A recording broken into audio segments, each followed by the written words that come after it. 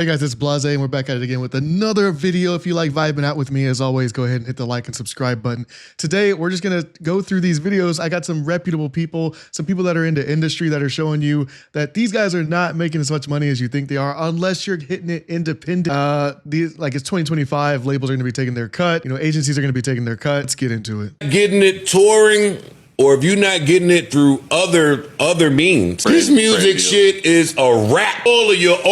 I'm saying all of the musicians are broke. Relative to what you bring in. Now, I do think that there is plenty of ways to make money as independents. Low overhead. It's not expensive to make these albums. You're making them at home or wherever, and you're building a reasonable fan base, and you're selling physical and merch. Not everyone is broke. But in terms of like the superstar thing, I agree with you. But like you said, to what you're bringing in, what you getting, and my conversation now is not really about. It's not really about independent acts. Yeah, okay. My conversation is about what's going on in the majors. They tricking y'all with the words in these contracts. They tricking y'all into thinking that y'all are real partners. They tricking y'all with the, hey, you own your stuff. The recent layoffs tell me that. You don't see all these people getting laid off? Right. Everywhere. Media too. Everywhere. Yeah. And look, and to me, based on what you're saying, that went to our AR conversation. The second that we can have 6 people instead of 60, y'all gone. Yeah, it's tough out there. As we did a video before, everybody's getting laid off. Even in 2025 is coming in, so you got to be careful for 2026 as well, especially with AI trending up. There was just that interview with Bill Gates. He said more and more people are going to start getting laid off, guys. You got to get those skills up. And then for the independent artists out there, hey, just make sure to utilize the tools that it's going to be scaring everybody. You got to use those tools to buffer yourself, to make sure that you're grounded, you have a strong foundation, and you're moving forward. Sometimes the AI is pretty trash though. I was using AI on like a travel channel and it's trash right now, but you give it 2 years, it's going to be coming. But don't let these people on here, like the rappers and stuff, like the labels are coming on to TikTok, they're coming on to YouTube, they're coming on to IG, and they're utilizing it, but they're still, the people that are on there are flexing hard, but they don't have any money. They're just using the flex to get the music across. That's how they're gonna, it's a bait and switch for that, just to get the music across. Next video, which we got Taraji P. Henson talking about it, guys. Big bills come with what we do. We don't do this alone. The fact that we're up, there's a whole entire team behind us. They have to get paid. So when you hear someone saying, oh, such and such made $10 million, no, that's not, that didn't make it to their account. Know that off the top, Uncle Sam is getting 50. Okay, so do the math. Now we have 5 million. Your team is getting 30% or whatever your team is off of what you grossed, not after what Uncle Sam took. Now do the math. I'm just tired.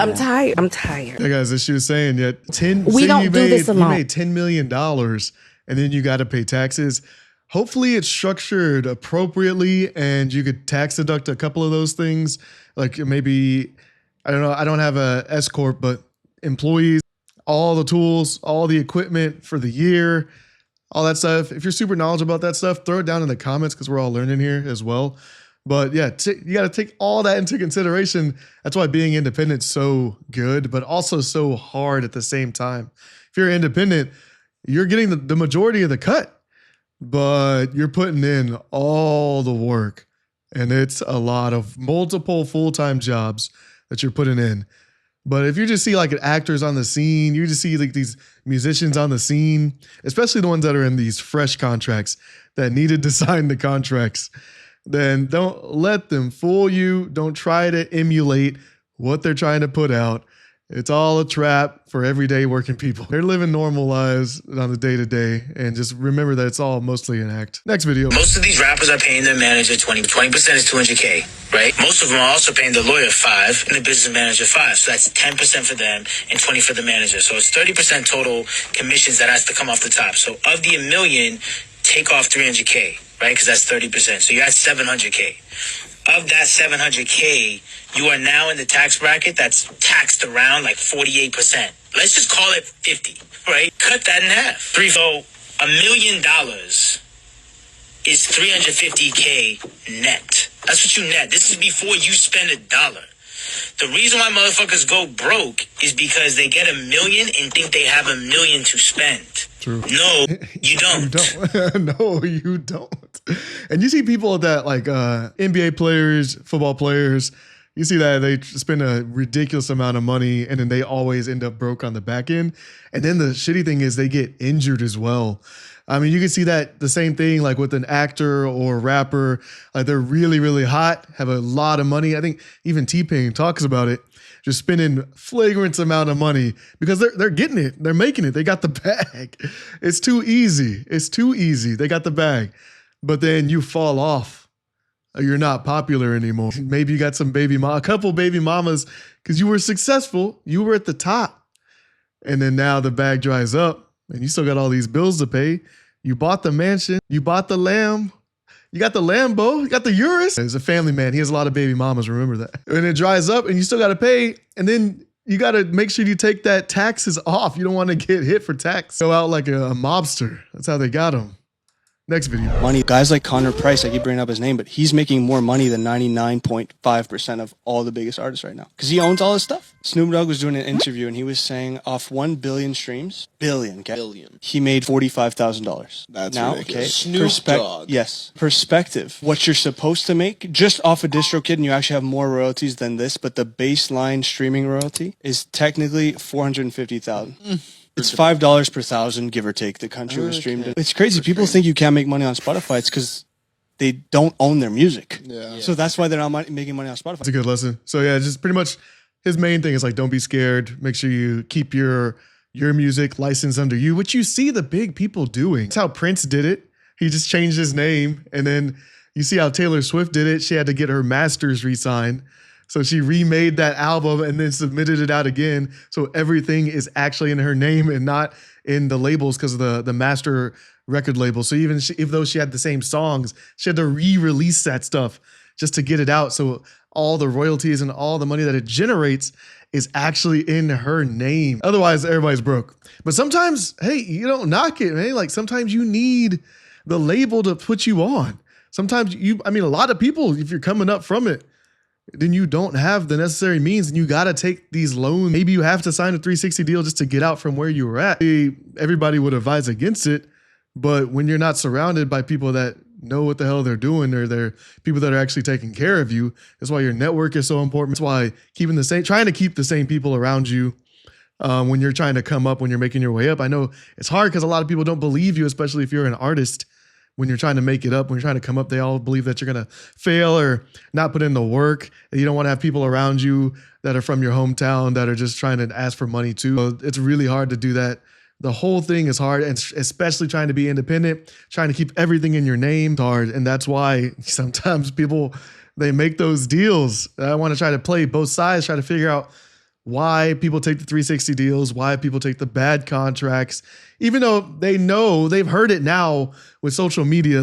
If you're rapping, you've heard of people going independent, and especially if you're young and coming up, you've heard of it.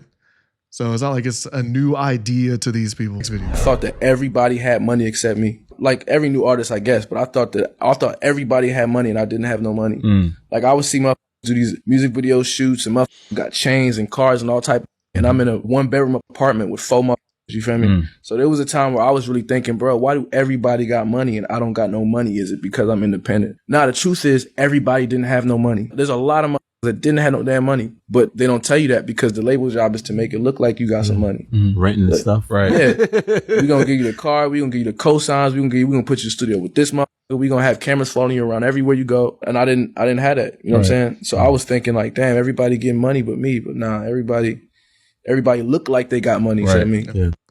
Everybody literally fake it till you make it. Everybody's out here driving around, got the nice car, got the rented chains, rented car from the label probably, rented girls. It's kind of iffy. So Chloe Bailey talk about it a little bit more too. If you're signed to a label, you can't control your release dates or when things get released. Also, musicians don't make a lot of money in the music industry. That's why you see a lot of people, they have brand deals and brand sponsorships. That's where the coin comes from in touring. But like music itself, you're actually losing money. I learned this because I would produce systemized records. Producers outside will get paid a huge lump sum, but because I would produce systemized records, I couldn't get paid because I was the producer within the group. I don't know if it changed within Grammys, but you know, like how they have producer of the year. I learned it from Imogene Heap because, you know, she produces a lot of her stuff. So does Grimes, so does Bjork. They couldn't be contenders for producer of the year because they were the ones producing their own bodies of work and not for others. And notice how those are just the women I named. Yeah, so you gotta, and especially like in terms of samples, you have to pay out that percentage of the sample when you're dealing those stuff out, especially if something goes platinum, or if something sells a lot of records or has a lot of streams. You got to parse all that stuff out. So actually extremely be careful of that. And then if you're knowledgeable about this stuff, throw it in the comments down below. It's like the royalties versus the lump sum argument. She said that a lot of these major producers get paid the lump sums. You think that would be better than to get the royalty for, because the royalty is going to be forever, right? That's what I would think, to take the royalty. I would rather get paid forever, even though it's a little bit, but over time, you know, it accumulates than the lump sum. But then there's an argument about placing that lump sum in just like a VT Sax or, you know, like a stable financial product that'll grow 5% and compound over time type of deal. Next. I'm going to mind my non-union business. Actors are not rich. The marketing departments are, and that is the reason why you are confused. Let me explain. So when you have the actors who are coming on here who are relatively famous and they say that they've made it and that sort of thing, and they are actual millionaires, good for them. They may be the principal actor in whatever project, let's say, on a call sheet, which is a sheet where everyone is listed. They're usually called number one on the call sheet. Number two on the call sheet might make something close to number one, but it ain't making the money that number one makes, right? Everybody else down the line, the salaries just get lower, lower, lower, lower, lower. You know this. You know this. It's fine. That's not the reason why you think that all of the actors are rich. The reason why you think the actors are rich is because of the marketing department. The marketing department's job is to make sure that this project looks and appears successful. They have a PR department. They have, in the marketing department, they will set up all kinds of shit. They will set up red carpets in different countries, you know. Let me see this, yeah. So magazine covers, talk show, you do see that they make their rounds with the talk show appearances, the podcast appearances, and then they, yeah, like when new albums come out, they always go on Kaisa Nat's stream. So yeah, influencer collabs. I don't see that much of product collabs. I don't know, like maybe if like it's the IP has different products that they can sell that the actors can then go on there. Obviously, you see the red carpet premieres. Everybody's kind of expecting that. I don't think that gets a lot of views. Behind the scenes, people love if they're fans of the original content or they directly like the actors. I don't think the general populace looks like the behind the scenes. But yeah, so you definitely see these. But when people are talking about, I love how people break down the industry in itself. And then you can be like, okay, then you can start to see you start to see it like when you peel it apart in real time. And then now when you're actually looking at it, you're like, hey, wait a second. They're promoting this. This is how the marketing goes. I love that stuff from behind the scenes type of for the industry. Premieres, they will invite influencers. They will do all that they can to hype up whatever project this is. Now, here's the thing to know. The people who are number one and number two on the call sheet, they don't have to, and neither does anyone really. Most of the time, you don't have to. You're not obligated to go to any of these promotional events. However, if you want your project to do well, you will probably show up. And to entice those actors, number one and number two, to come, the studios and the marketing departments will pay for all kinds of shit. They'll pay for their hair, they'll pay for their makeup, they'll pay for flights, hotels, you name it. They don't have to spend a dime. Everybody else, you can get invited to the premiere. You'll get invited to the red carpet. You might be able to kind of like get a little moment where someone is interviewing you, but you're paying for everything, right? Because you're not making as much money, you are definitely going to post on your Instagram. You are going to post a lot more. You're going to post every successful project that you're in. So you'll have Getty Images, right? there and you will have an official Getty image photo. You might even get a sit down interview, might even get like a behind the scenes interview or something like that. You're going to do all of this work. And because of the fame of it, it looks as if these actors are making close to what number one and number two are making. But I am telling you, they are making nothing close to it. And they are only showing up on their own dime. Yeah, so you're from the bottom, you're paying for everything. That struggle is super real. I would love to have somebody in the comments that actually knows this stuff, or has been on like the call sheets and like have seen how like egregious the pay separation is on these. And then being able to just like, you're essentially whatever you make from that project, what it sounds like, if you're trying to keep making money and survive, right? Paying for all your own appearances, all that money you're making from the actual project, you're paying for your own appearances to keep your image up so that you can then go to the next project and hopefully make a little bit more money to sustain your lifestyle.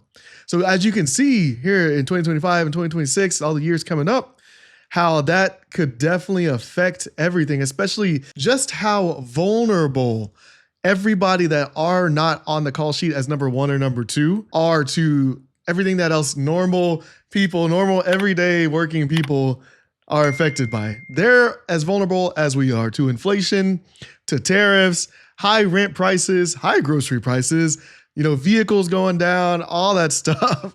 They are affected by it. And I would say probably even more because they're sitting there trying to keep up their image just to stay on the red carpet, stay doing these interviews on the behind the scenes stuff, just to try to stay relevant. And if you think about people, they make fun of these 9-to-5 jobs, and it's, guys, if people are doing the 9-to-5 jobs, you don't have to worry. If you're doing a standard 9-to-5 job, you're not sitting there having to worry about maintaining image and doing that. You're just going to executing your job. And I'm just talking about obviously not positions like maybe marketing positions where you do have to do that. But just like regular jobs, you just go to your job. It's not as stressful by any means, and you can still make a decent wage. You're still living, and these are like, just the decent jobs. It's nothing like this. It's this extremely high stress, I would say. Put it down in the comments below. And I would just say, in that kind of comparison, it's just because of the way, because people idolize these people. That's the difference that I'm trying to make, is that these people are being idolized while you're sitting here like, I'm just going to my regular job, chilling.